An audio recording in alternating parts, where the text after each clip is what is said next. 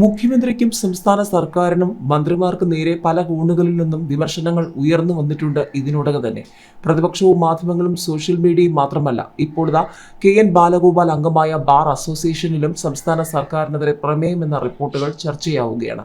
സംസ്ഥാന ധനമന്ത്രി KN ബാലഗോപാൽ കൂടി അംഗമായ ഇടതുപക്ഷ അനുകൂല അഭിഭാഷകർക്ക് ഭൂരിപക്ഷമുള്ള കൊല്ലം ബാർ അസോസിയേഷനിൽ സംസ്ഥാന സർക്കാരിന്റെ അന്യായമായ കോർട്ട് ഫീസ് വർധനവിനെതിരെ ഏകകണ്ഠമായി പ്രമേയം പാസാക്കി. കഴിഞ്ഞ ദിവസം ബാർ അസോസിയേഷൻ ഹാളിൽ കൂടിയ ജനറൽ ബോഡി യോഗത്തിലാണ് പ്രമേയം അവതരിപ്പിച്ച് പാസാക്കിയത്. കോർട്ട് ഫീസ് വർധനവ് അന്യായമാണെന്നും ഉടൻ പിൻവലിക്കാൻ സർക്കാർ തയ്യാറാകണമെന്നും ബാർ അസോസിയേഷൻ ആവശ്യപ്പെട്ടു. ഏപ്രിൽ 1 മുതലാണ് പുതിയ നിരക്ക് നിലവിൽ വന്നത്. കുടുംബ കോടതിയിൽ നഷ്ടപരിഹാരത്തിനായി കേസ് ഫയൽ ചെയ്യുന്നതിന് 50 രൂപയായിരുന്നത് ഇനി മുതൽ വൻ വർധനവാണ് വരുത്തിയിരിക്കുന്നത്. ഹർജിക്കാർക്ക് നഷ്ടപരിഹാര തുകയുടെ വർധനവിന് അനുസരിച്ച് ലക്ഷങ്ങൾ കെട്ടിവെക്കേണ്ടി വരും. ചെക്ക് കേസുകൾക്കും 10% വരെ വർധനവാണ് വരുത്തിയിരിക്കുന്നത്.